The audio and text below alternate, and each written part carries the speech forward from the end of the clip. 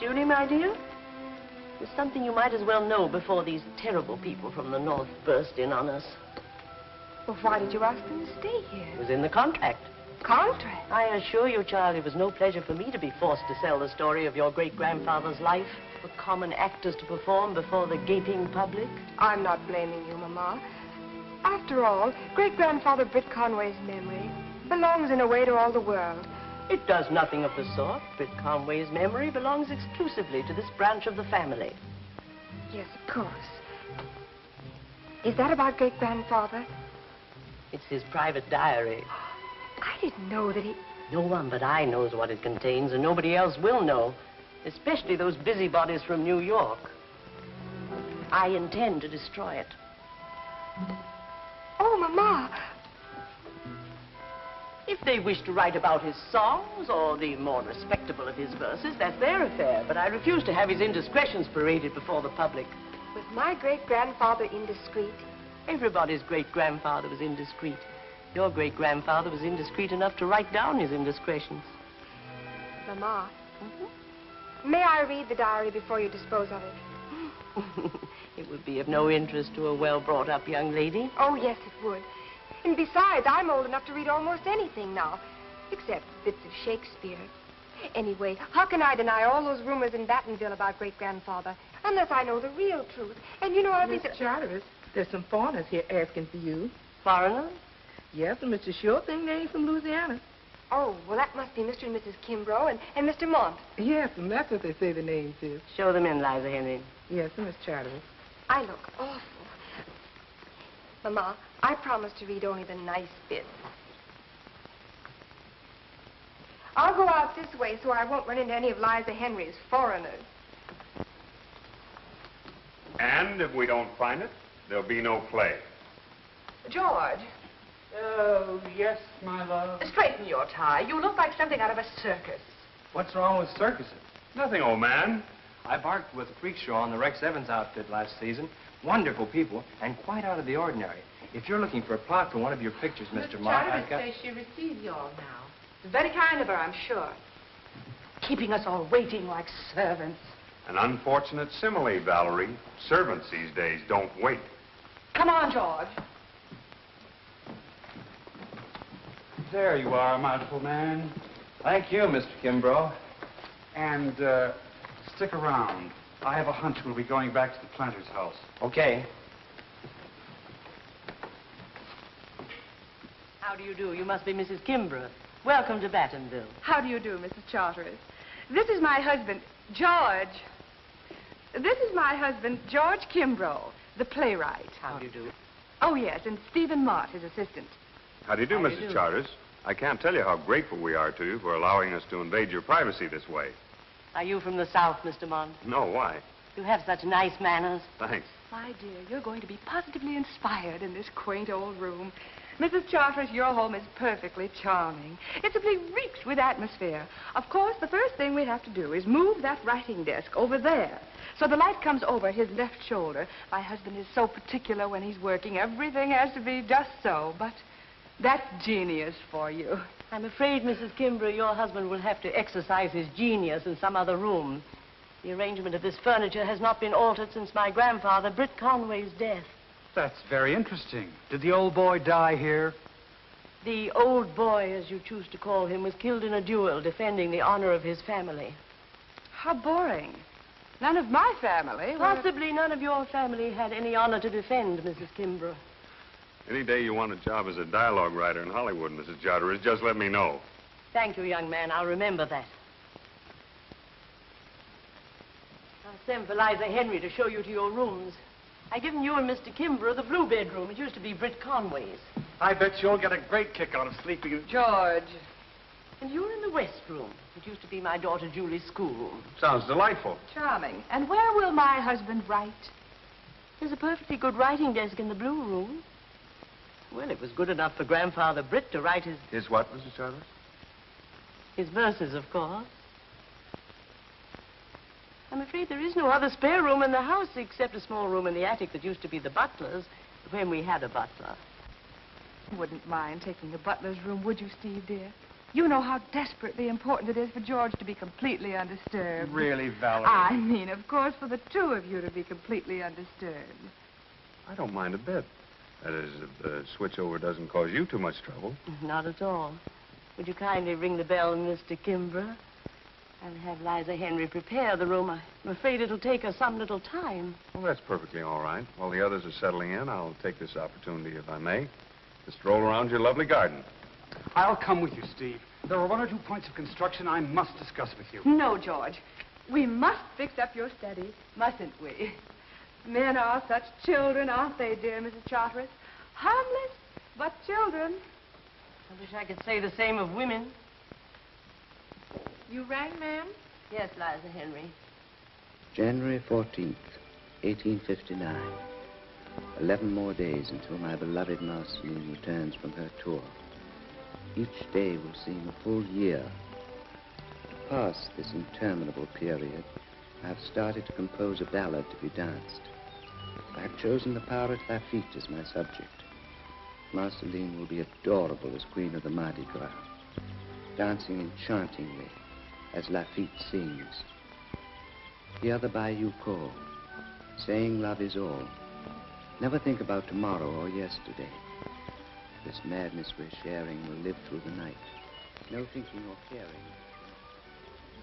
Sorry to disturb you. Oh, no, you didn't. Are you Mr. Kimbrough? No, I'm the Mont half of our disreputable collaboration. Steve Mont. How do you do? I'm... Miss Charteris. Miss Julie Charteris. Not only the great-granddaughter of the famous Britt Conway, but obviously a very charming young lady in her own right. Won't you sit down? Thanks. Are you from the South, Mr. Mont? Because I have such nice manners? No, because you pay such fulsome compliments. You've inherited your mother's gift of repartee. Say, that's an attractive tune. Britt Conway wrote it. Isn't the music box pretty? It was given to him when he married my great-grandmother. Lovely. How'd the words go? No one knows. Britt left no record of them. You mind if I take the music box with me and have a shot at writing lyrics to the tune? Of course not. Only, Only what?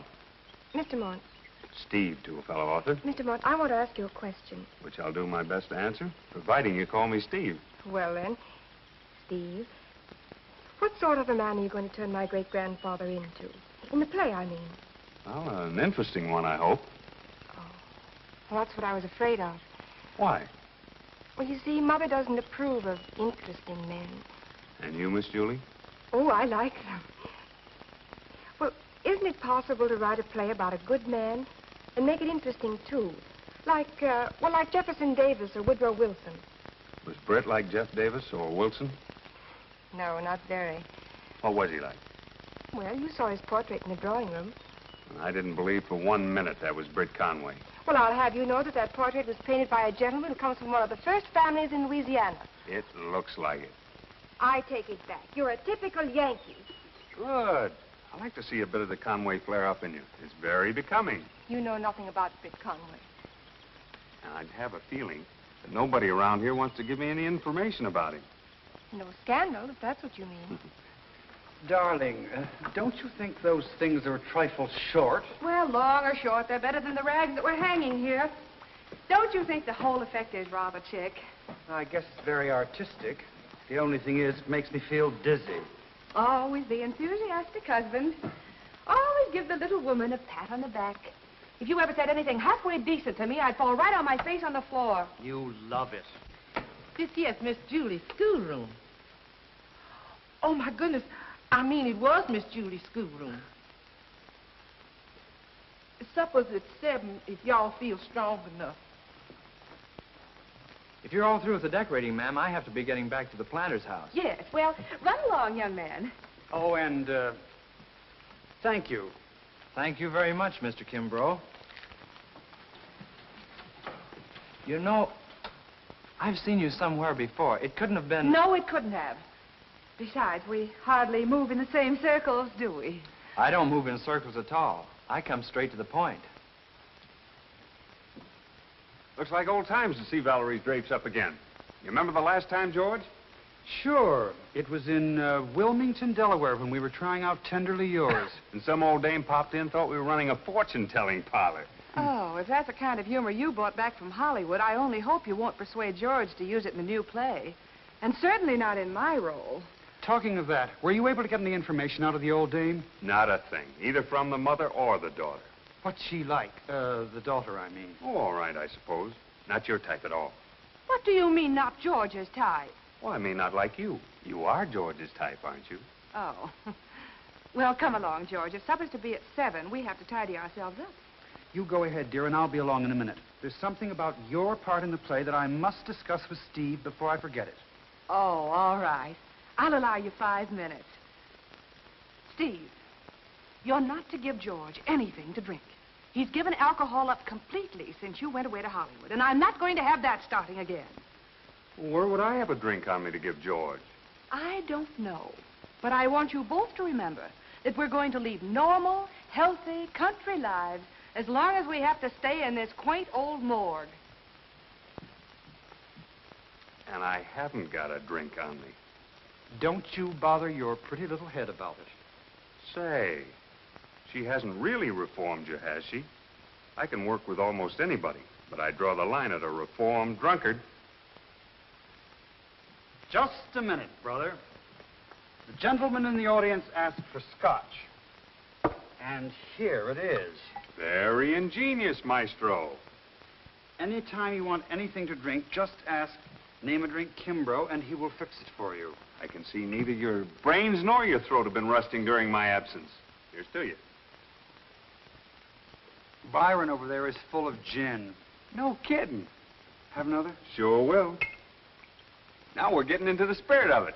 You know, Steve, I really believe that with Shakespeare and Byron to inspire us, we'll positively do the best work we've ever done right here in this very room. You can say that again.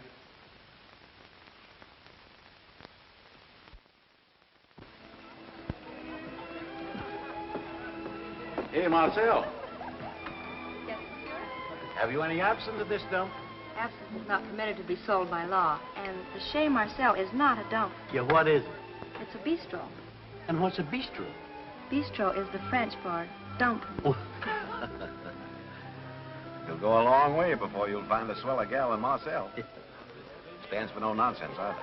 Isn't she some relation of Britt Conway's? Well, sure. She's his great-granddaughter, just like Julie Charteris. Only the Charteris side of the family put on all the airs. Marcel runs the best dump, I mean bistro, in Battenville. Speaking of Britt Conway, have you run across those two Yankees that's been stopping at the Charteris since last Sunday? Our firm drew up the contract with them for the old lady. What contract? It's supposed to be a secret, but these men are writing a play about Britt, and have paid well for the privilege. Oh, so that's how the long outstanding Charteris accounts have been settled. Mm-hmm. Hey, Marcel, come here, quick. What's the excitement, Pete? Did the planter's house burn down? No, Marcel, but get a load of this.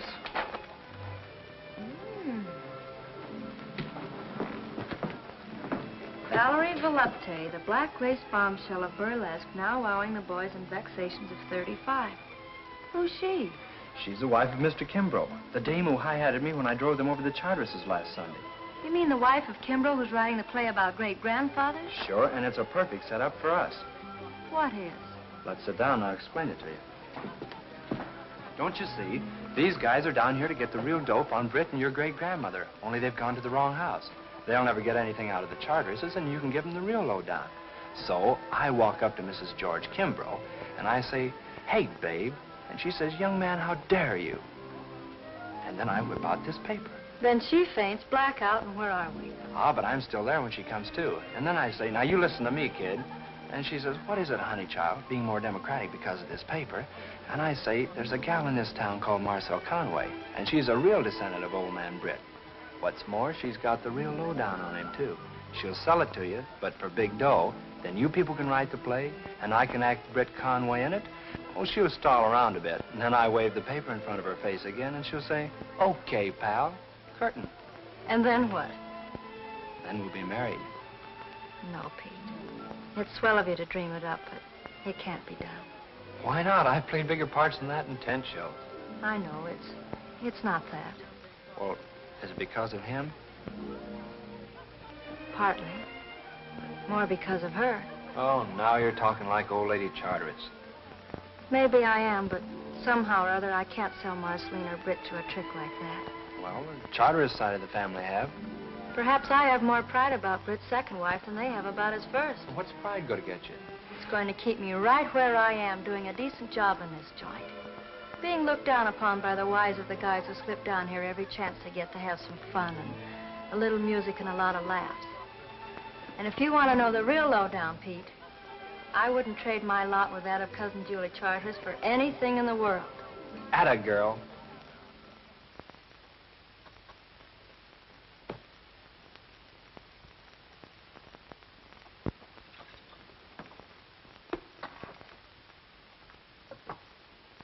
To Britt Conway. To Britt Conway, the most mysterious human being the world has ever known. You ain't woofing, Bud. Right. Well, boys, how's it going? Splendidly. Act 1, Scene 1. Garden of the Conways' estate. As the curtain rises, a chorus of Negroes are harmonizing Britt Conway's famous spiritual, Sweet Sunday.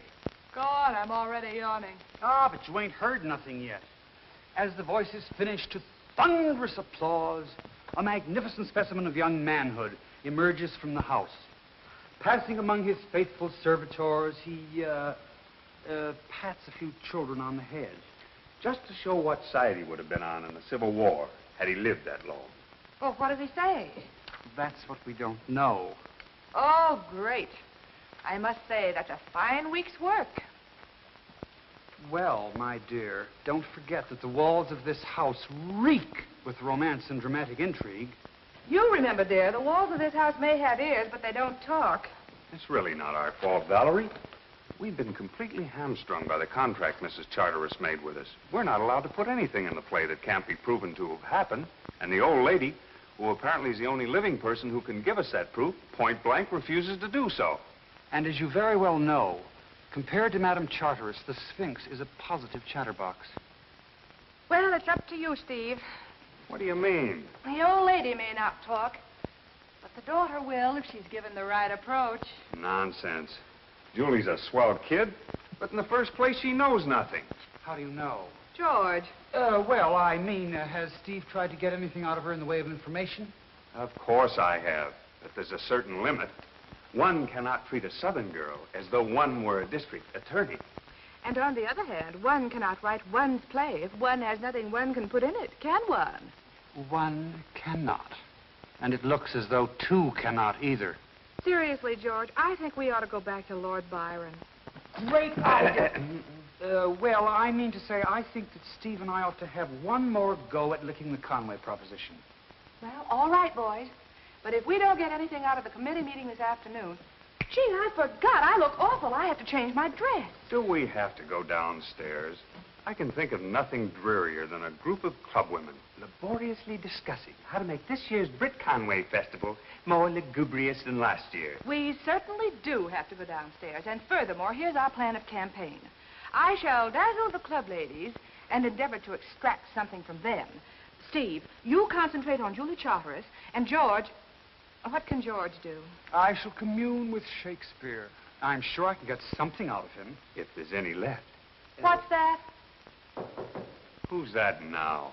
Probably the ghost of Britt Conway. Oh, come in. Oh, I'm sorry. I thought that... Nonsense, my dear child. Come right in. What a perfectly charming dress. It's exactly like the one I came out in. Remember, George? The only dress I ever saw you come out in was the one you came out of in the Follies of Let Me See. Come on, George. We must tidy ourselves up, mustn't we? And when do your dear mother's charming guest arrive? Well, the meeting begins at 4:30. That's what I came here to tell you. Oh, then we must rush. Steve, aren't you lucky you don't get all messed up and untidy the way George does? Of course, George does work much harder. Of course. Now, I should go and help Liza Henry with the lemonade. Nonsense, my dear child. Now, you two young people stay right here and have a cozy little chat. Get Steve to show you how his model theater works. It's perfectly fascinating, isn't it, George? Isn't it, George? Yes, of course, if you have anything to play in it. Are you sure I haven't interrupted your work? Well, of course not. Anyway, there's nothing I can work at. Oh? I thought writers just sat down and wrote. Let you in on a little secret, Miss Julie. Unless they have something to inspire them, writers just sit down, period. And you have nothing to inspire you here. I have enough inspiration right here for at least a dozen love sonnets, but not about Britt Conway. Oh, I see. I'm sorry. As a matter of fact, in the past week, I've been inspired to write one little thing. Oh, really? Like to see how we work out love scenes in our little model theater? I'd love to. Swell. You stand over here. You'll be the audience. I'll work out the set. What are you going to use for scenery? Well, here's the tree. Here's the well. Now all you need are the actors. There they are, right here on this bench. And you work out the love scenes right here on the stage? Mm-hmm. Here's where the boy and girl have the inevitable little quarrel. We're going to do this and dance for them. Quarrel? Well, just a lover's misunderstanding. When this happens, the boy is very hurt. He's falling in love. Well, what does happen? You'll see.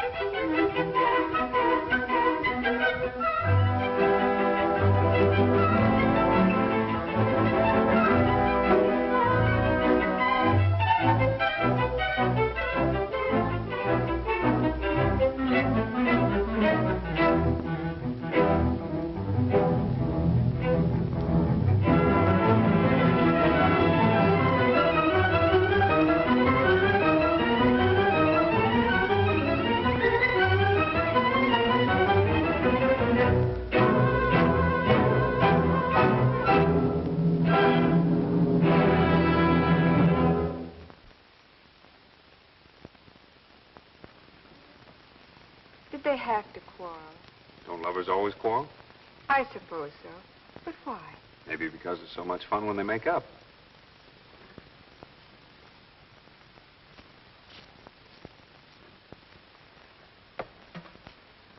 That's a better finish, isn't it? Miss Julie, the ladies are beginning to arrive now. I done told Miss Charteris that you always help me with the lemonade. I can't keep on saying that. Y'all better come downstairs now. Won't you sit down, ladies? My daughter will be here immediately. Excuse me. You, I believe, are Miss Lanning? Indeed I am. Indeed I am. Well, isn't that nice? Oh, I can't tell you how proud I am, Mrs. Charters, to become social editor of the Battenville Gazette. Of course, I realize it's a tremendous responsibility, but I promise you that I intend to make the fame of my column ring throughout the entire South. I'm sure you will. Of course, we in Battenville were very fond of poor Hattie Cunningham, your predecessor. Yes. Whatever she wrote was in the best taste. Oh, indeed it was. And I can't tell you how distressed I was when I heard that after all those years of faithful service, they had to take her off to a mental home. That, Miss Lanning, is something we don't discuss in Battenville. Oh, there's that darling Miss Pape. Oh, excuse me. You're late, Julie. I know, Mother. I'm so sorry. Oh, how do you do, Miss Calhoun? I'm so glad you could come. I'd like you to know Stephen Moss. How do you do? He's writing a play about great-grandfather, you know. Excuse me? We're all mighty proud of Britt Conway in Battenville, Mr. Mott.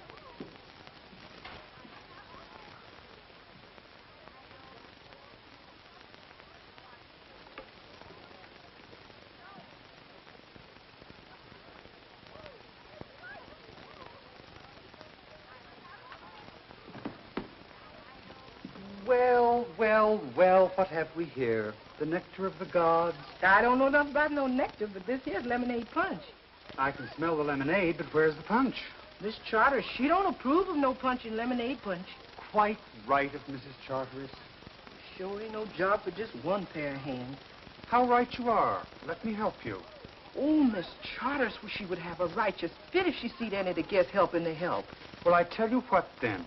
I'll stay in here and mix the punch, just to keep it nice and cool, while you go on out and serve the food. You sure kind, Mr. Kimbrough. We appreciate your help. Heaven helps those who help themselves. Drink to me only with thine eyes, and I will pledge with mine. Mr. Mott, at this meeting, we intend to discuss the annual Britt Conway Festival intelligently and soberly. As a girl.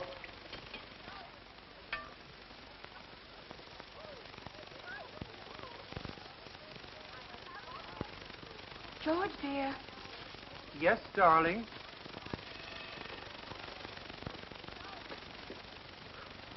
How do I look, darling? It's simple, but somehow I think it has chick. Oh, it's a knockout. I'll see it is. What have you been doing hanging around that punch bowl? Waiting for you, my love, because I wanted to make my entrance with the best-looking woman in the place. Well, if that's intended as a compliment, take a look at what's inside. Get a load of Lady Macbeth. Yes, but Mrs. Charteris has outdone Shakespeare. What do you mean? There were only 3 witches in Macbeth.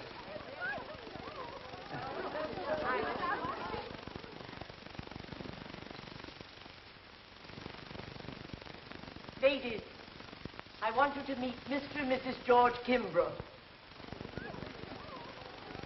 What a clever idea of yours, Mrs. Kimbrough, to come to the meeting dressed for the festival.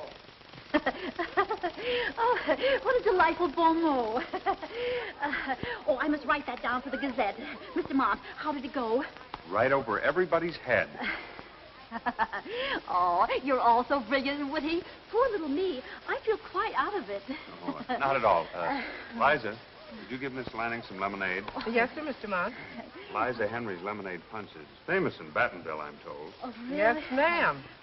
I reckon this lemonade punch is going to make history. Why so pensive, Miss Julie? The lovers did get together, didn't they? At the end of the dance. Lovers always do if they're honest with each other. Yes, I know, but you can't Yes, always... you can, if you're truly in love, as these 2 are. How do you know they are? I'm the author, and the characters in my play are not purely imaginary. Oh, there you are, dear Mr. Mott. This is the most delicious punch. Oh, silly me. Punch. In my opinion, this year's Britt Conway Festival should be conspicuous above all for its dignity. Precisely. Oh, thank you. I will. Some lemonade, darling? No, thank you. For once, I'd like a real drink, and a stiff one at that. I'm perfectly satisfied with this. Oh, Mr. Kimbrough, that delightful Mr. Mott has just told me that you and he are writing a most fascinating play about our own Britt Conway. I'm Miss Lanning. Oh, Mrs. Kimbrough, I do hope you're going to allow me to describe your scrumptious gown in the Battenville Gazette. On Sunday, perhaps. Somehow or other on Sunday, they allow us to be just a little more, how shall I put it, risque? If Battenville can take it, I can. Oh, and Mr. Kimbrough, I suppose Mrs. Charters has told you all the details of Britt Conway's fascinating life story? Oh, yes. Mrs. Charteris has confided in me, confidentially, of course, that Britt Conway was born, was married, and died. I was even able to wheedle the dates out of her. Oh, how fascinating. And I suppose you were able to obtain material from the other Conway descendants? Who's that? Oh, a young woman by the name of Marcelle Conway. She runs how shall I put it, cafe in the other part of town, of course. It seems that Britt had how shall I put it, romance with the girl's great-grandmother. After his first wife died, of course. Britt Conway was a gentleman. And where did you say this young lady lives? Oh, I wouldn't know that, really. We young ladies of, how shall I put it, breeding, never patronize a place of that, how shall I put it, Ilk. Just so. Thank you. And now, ladies, I think it's time for the committee meeting to commence. George, you stay here. I'm slipping out. Can't take it anymore, huh? Well, I don't blame you. Somehow I'm going to find this Marcelle Conway girl. Wonder where she hangs out. Why don't you ask my boyfriend, Pete? He knows everything. Pete? Yeah, you know the boy at the hotel. The one who thought he knew you when. The first bright idea you've had in a week. Now, listen. I'll take Steve and we'll find this dame if it takes all night. You stay here and amuse these ghouls. Amuse them? I'll have them rolling in the aisles. Let's forget about tomorrow or yesterday. This magic we're sharing will live through the night. Bravo! Bee's exquisite, my dear child. She's lovely. Isn't she, though? Say, folks, how would she be playing her own great-grandmother opposite me as Britt? Well, whoever told you my husband would cast you as Britt? Well, it's like this, Miss Volupty. You see, it's just like I said, only she forgot to say... Young man, how dare you? I'm sorry, Mrs. Kimbrough. I told Pete not to play that trick on you. How did you know? Stage and sports, black lace bombshell, vexations, 1935. Oh. Well, I want you to know I was the greatest band dancer on 42nd Street. I used to come out in a little black lace job. Of course, I never used swing. I always had my own music. Classy stuff, you know. I used to start out with just a little teeny bump. And then I really got going. And by the time I hit center stage, yeah. Oh, Miss Conway, this young man brought us around here because we understand that you're a lineal descendant of the divine Britt Conway, about whom my husband is writing a play. And you want the real dope on great-grandfather. I'll say we do. Your cousins, the Charteris family, may be very excellent people, but they seem to know remarkably little about their own ancestor. Yeah, and what they do know, they're not telling. I'm sorry, but I'm not selling ancestors this year. Oh, that's too bad. That means that George and Steve will be forced to use the rather dull story provided by Mrs. Charteris. Dull? Why, the fellow was dynamite. You bet he was. Well, not according to your cousin Julie. She paints him as a saintly boor whose only romance was a rather insipid Victorian courtship of her great-grandmother. That's a lie. Britt had one great romance, and that was with Marceline. Well, there were other romances in his life, but his first wife probably meant less to him than any of them. He didn't fight duels over her as he did over Marceline. And he didn't write love songs to her, but he did to my great-grandmother. He wrote a song to Marceline? Sure he did. Valerie, this is something else Mrs. Charteris hasn't given us. We don't need her now. Miss Conway, would you... I'm sorry. I wish I could help you. But you can. You have Britt's song. Pete, you mustn't. Now we're getting somewhere. Here it is. Just as I saw you the first time, you're still a part of my heart. Valerie, this is terrific. Just what we've been looking for. It's perfect for the finale. Britt, piano, singing to Marceline. Please, Mr. Mont. I know I can play Britt for you.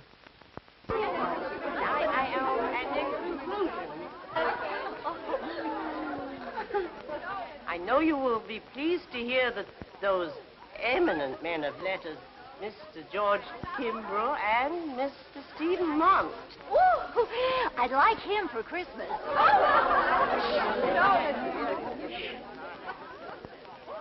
Have kindly consented to supervise this year's Britt Conway Festival.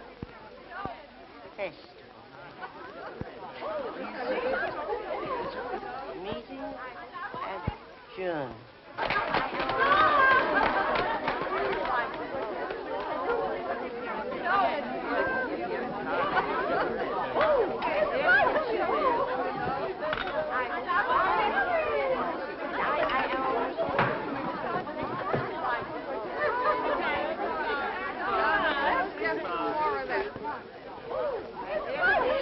Goodbye, Mrs. Charterish.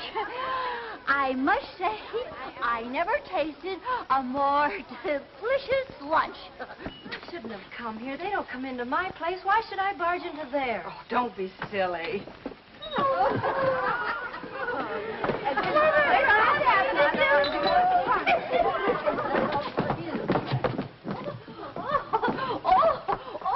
you're late. The meeting's over. And you should try the lush. Oh, it's DePinch's. Uh-oh. I haven't seen anything like that since I was a bootlegger in Cedar Rapids, Iowa. Well, come on, kid. Is there anything left to tidy up? Only Miss Calhoun. Looks to me like she's gonna be here to Judgment Day. I can't understand what could have gotten into Mother's guest. I can. So can I. What is the meaning of this? How dare you bring this woman into my house? Well, from the looks of your guest, you should be flattered to receive anybody who can still stand up. Introducing the contestants in tonight's main event. On my right, battling Charteris. On my left, Kid Kimbrough. Be quiet, George. This is serious. We found Marcel Conway, a real descendant of Brits. Well, I'm very happy to know you. How do you do? Any luck?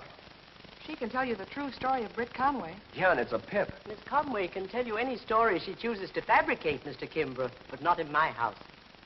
I've no reason to invent a story about Britt Conway and my great-grandmother, and I've no reason to conceal anything. I'm proud of them. Now, I'll be obliged if you'll take your pride and your gossip back to the disreputable place you run, wherever it is. Mother, please. Mrs. Charteris, can't we sit down and discuss this thing rationally? There's nothing further to discuss. Oh, yes, there is. We made a contract with you to tell us everything about Britt Conway. You took our dough and didn't deliver. Naughty, naughty. That doesn't excuse you from bringing an unwelcome guest to my house. Mrs. Charters is right. Even the lowest joints have the right to refuse service. I'm sorry. If Miss Conway goes, we're going too. That's right.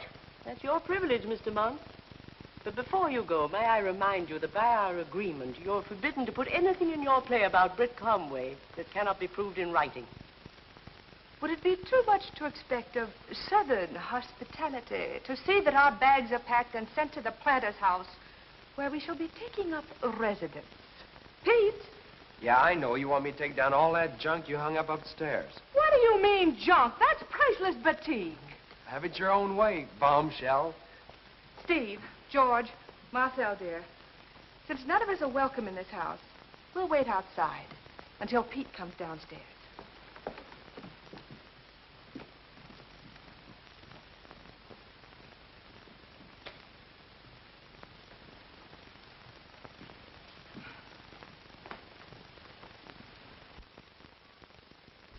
You know, George, I think I'll hang the drapes in here before I put the batik over my bed.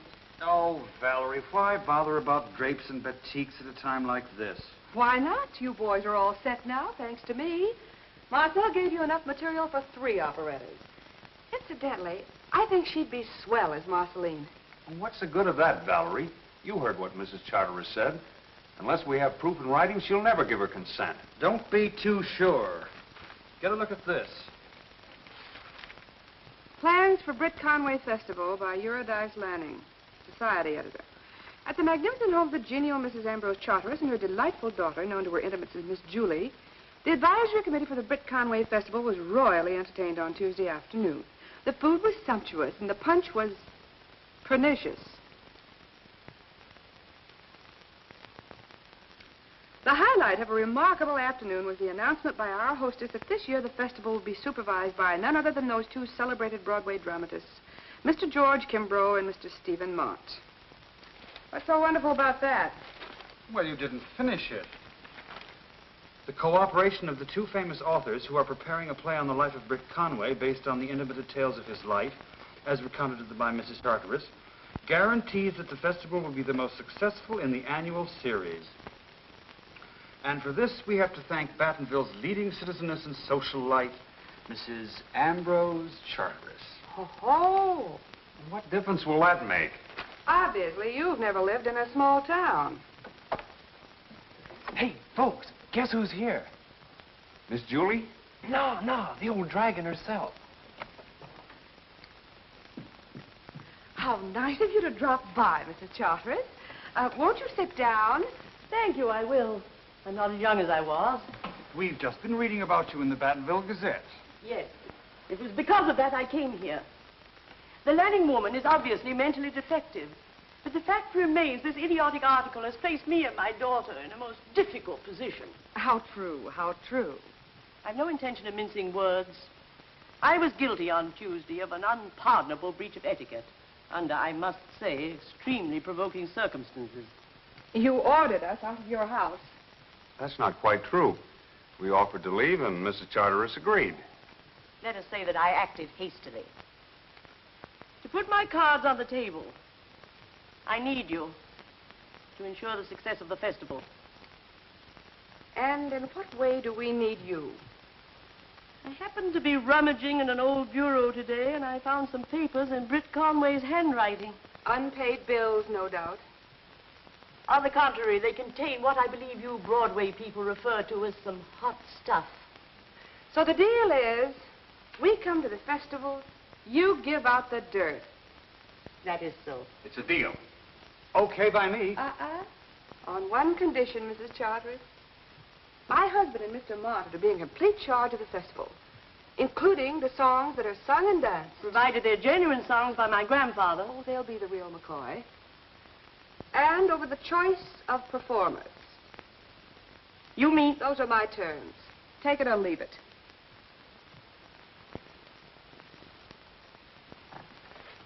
You leave me no alternative. I accept. I can only say this of you, Mrs. Kimbrough. You represent the triumph of mind over manners.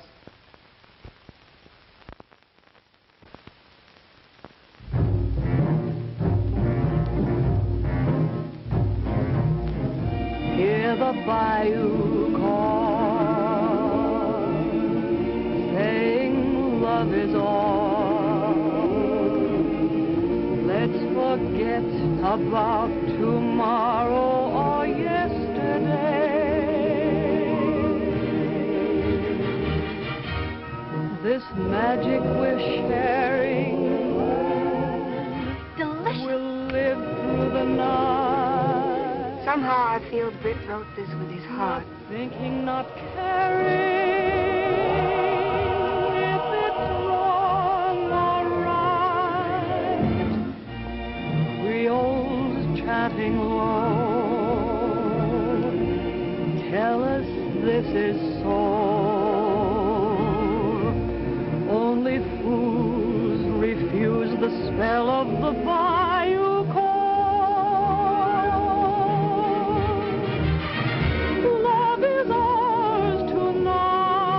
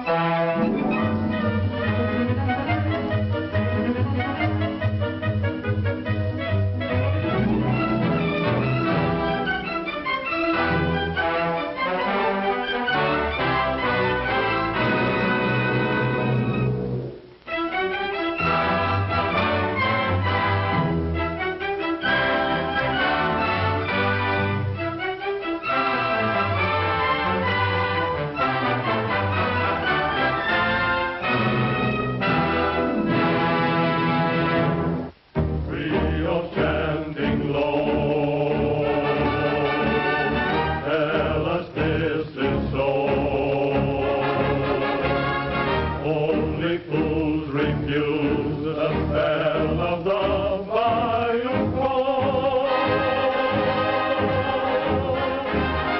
Love is ours tonight. Let its flames burn bright.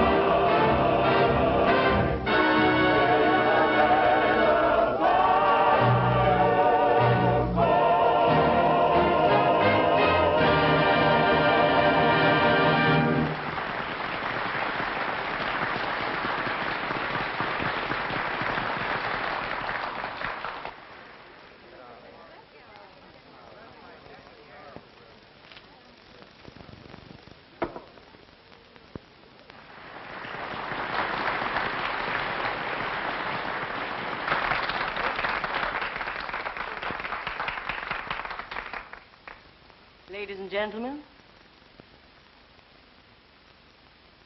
it had been my intention to have thanked Mr. Kimbrough and Mr. Mont on behalf of my grandfather, Britt Conway, for the performance here tonight.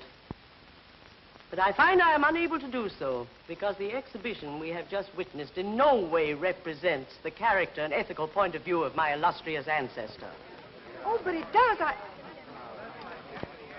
And I warn these gentlemen that if they dare to perform what we have just seen in New York or anywhere else, I shall sue them for vilifying the character of Britt Conway. What do you know about Britt's point of view character? I have no intention of entering a public debate. That's because you're afraid to. I'm not. You and your daughter are ashamed of Britt. Oh, you look smug when his name is mentioned. But you're scared to be proud of him as he really was. If you think he was great in your careful way, I'm telling you he was twice as great the other side of town. Speak a little slower, will you, dear? I'm a bit rusty on my shorthand. That's all. Can't waste any more time. I'm going back to the Chez Marcel where your husbands, that is, if any of you ladies are lucky enough to have husbands, are probably waiting to have a drink and some laughs with me. I'm sorry, Steve, if I've messed up the chances for your play. Oh, that's all right. Julie. Yes, Mama. Kindly escort me to the house. I must remind you, Mrs. Charteris, we made a little deal with you the other day at the hotel. I advise you to consult with my lawyers about that. And what about the Britt Conway papers you promised us? Your memory must be playing you tricks, Mr. Kimbrough. Good evening to you.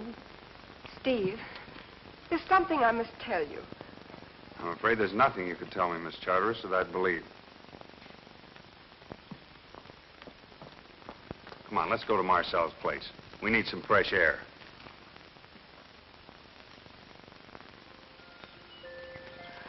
Just walking around and moping, honey, won't do no good. Don't you want to come over and cut for your wish? Might come out.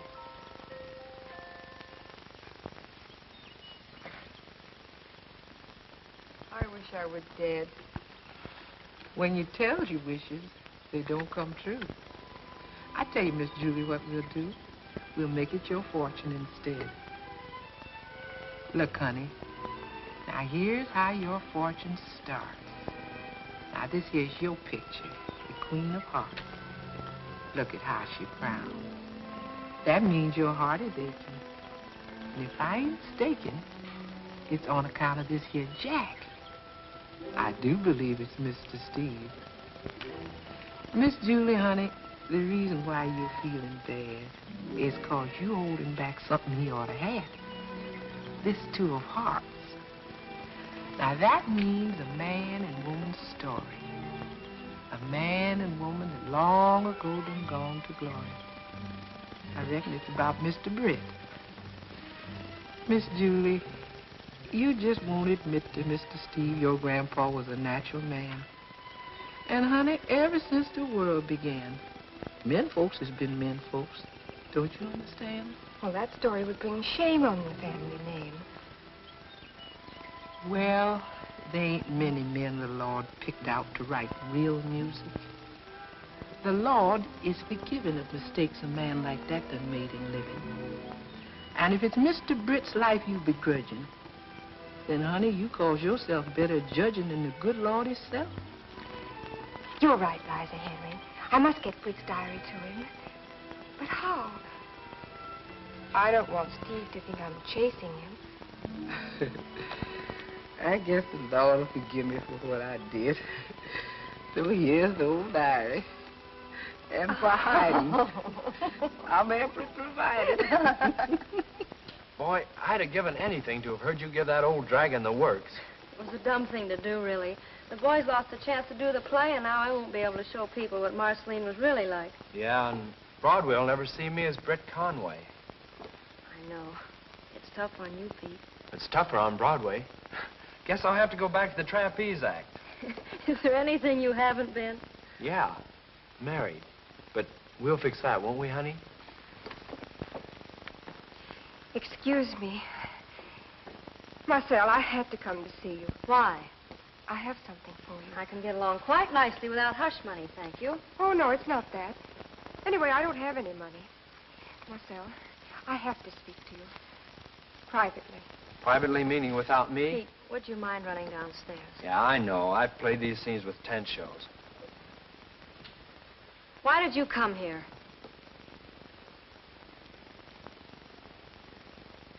I want you to give that to Mr. Mont.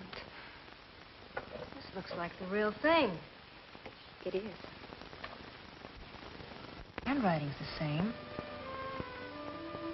Here's all about the first time he and Marceline met. Why did you bring this to me? Why not to Steve himself? Because, oh, I can't begin to explain, and you wouldn't understand.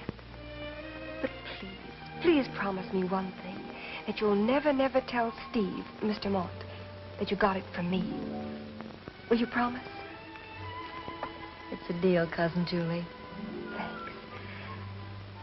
Marcel, please believe me. I must go. Do you know what I believe? For the first time, I believe that Britt Conway really did marry your great-grandmother. Thanks.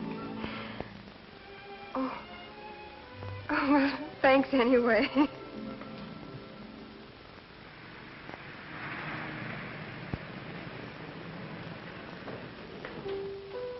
Britt, dear Britt, as I was singing your song, I suddenly realized that it was written not for me, but for Marceline. You can deceive with words, but melody cannot lie. No, Valerie. Try and get a little real feeling into it. You're supposed to be a dame who suddenly discovered that the boy she loves has gone sour on her. It's these ridiculous words you've written. There's no poetry in them. As, for instance? As, for instance, as you were singing your song. Well, what's wrong with that? Except the way you sang it. An artiste does not sing a song. She renders it. I'm right, aren't I, Steve? What? Oh, sorry. Afraid I wasn't paying attention. That's been the trouble ever since we left Battenville. You'll pay attention to nothing, contribute nothing, do nothing except play that one tune that you won't even let us use in the show. Yes, Steve. Why can't I sing that song? You mean render it, Valerie, dear. Sorry, Valerie, but no. The song isn't right for you. It's a song for... For Miss Julie, I suppose. Precious Miss Julie, who did her darndest to keep us from doing this show. If we're going to open Thursday, we'd better get on with the rehearsal. Sorry, George. Haven't been much help to you lately. Oh, that's all right. Say, by the way, I saw the rest of Marcel's costumes this morning. They're terrific. They should be. It'd be in a heck of a mess if it weren't for Marcel.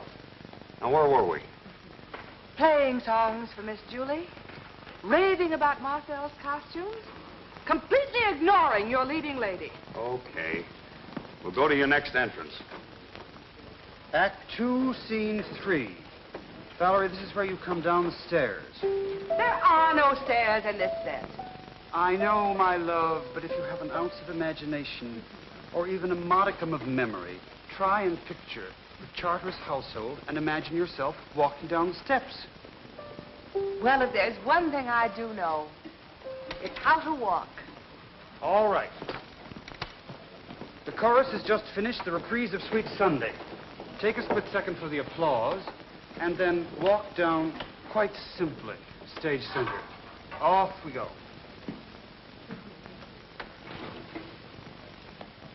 Oh, what have I done to deserve this? You've written a very silly play, and what's wrong anyhow? I said walk, not slither, slide, and squirm all over the place. You're supposed to be a Southern lady, not a snake charmer at Coney. Listen, George Kimbrough, and listen good.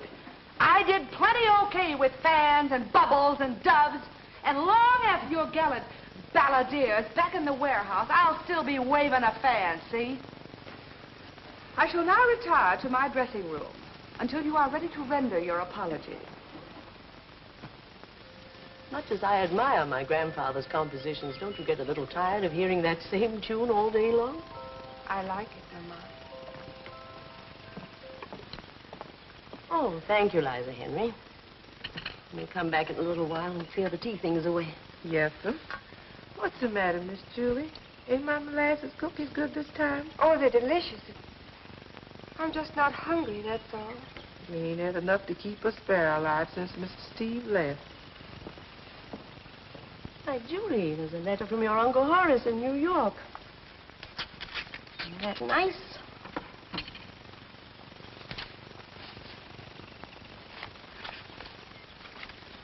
Oh, what can this be? Gallant balladeer, new operetta based on the life of Britt Conway. On Thursday next at the Monarch Theater, Gilbert Wilson will present a new work from the prolific pens of George Kimbrough and Stephen Mont.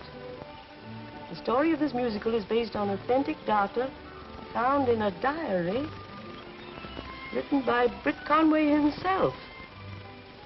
This diary was discovered only recently by the enterprising authors while visiting descendants of the famous Southern balladeer in Battenville, Louisiana.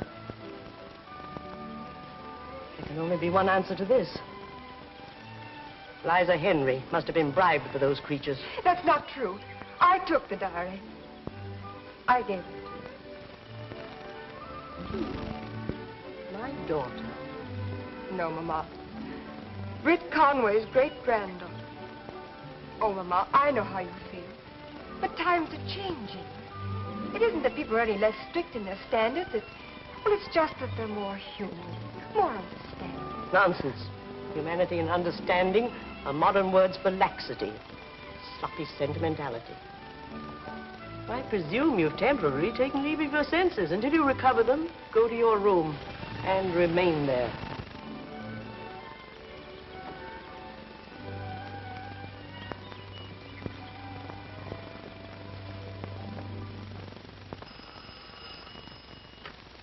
Flatter's house? Yeah? Yeah, this is Pete. Who are you? Julie? Oh, Miss Julie Charteris. Why, yes, Miss Julie. I guess I know most everything. Where could you pawn an antique music box? Now, let me see. Why, yes, sure I know. Curtain going up. Take your seats, please. Curtain going up. Take your seats, please. Curtain going up. Take your seats, please. Curtain going up. You'd think after 15 years it would get better, but it doesn't. Remind me to close my eyes when Valerie makes that entrance down the staircase. I shall have passed quietly out long before that. Say, there's John Furbank of the Morning Courier. Give an ear and find out what kind of a mood he's in. I'm so nervous I've gone stone deaf. Okay. I feel I'm going to enjoy this. What's wrong, dear? Never should have eaten those oysters.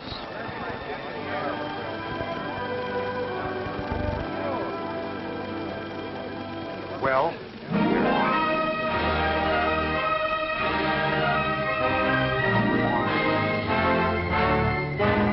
Never again. Oh, it's 9:10 already. We'll never get there before the end of the play. It's tough on you, Miss Julie, but I guess it'll run more than one night. Even if I'm not playing Britt Conway. Attention, northbound passengers for New York. The bus has been repaired and is now ready to leave. When will we get to New York? Your bus will arrive at the 42nd Street Terminal at approximately 10:55 p.m. Take your seats, please.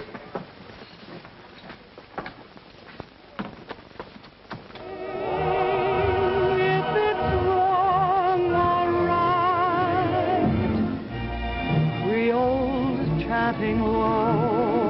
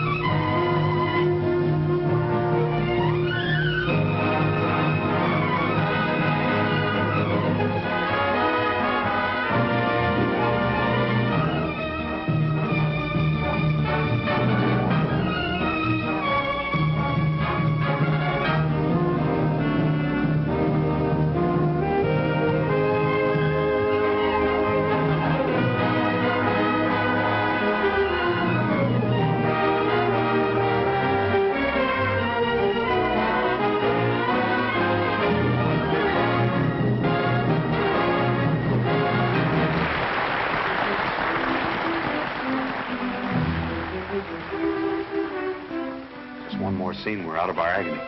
Do they like it out front? Crazy about it. Crazier about you. I wanted to tell you, Marcel, that if it hadn't been for you, the show never could have gone on at all. I'm good, Steve, but not that good. I meant the diary. If you hadn't found it for us, there never would have been a gallant balladeer. Steve, dear, I'm going to do something I've never done before. I'm going to break a promise. A promise? I didn't find that diary. Julie Charteris brought it to me and made me promise I wouldn't tell you where it came from. Julie? But why? Because she's in love with you, you dumb cluck, and she got it into her head that you and I were in love. Which is silly, because apart from knowing that you and Julie are, Pete and I are.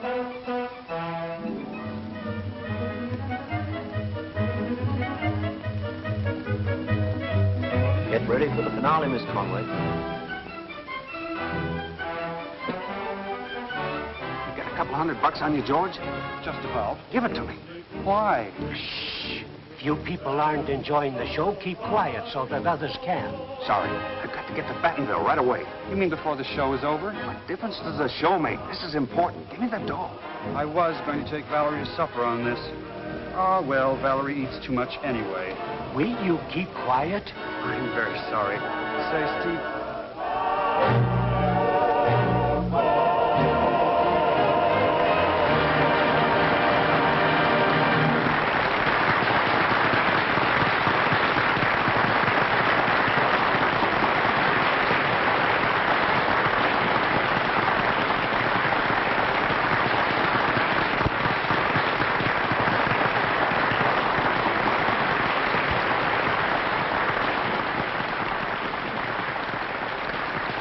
My girlfriend, Marcel, taking her call. Is she gorgeous? Sure. Who's that guy taking the call with her? Fred Conway, of course. Boy, is he corny. Told you you'd enjoy it. Excellent. Excellent. What's that music they're playing? I like it. Oh, was that in the show? Wasn't written for the public. A song for Miss Julie.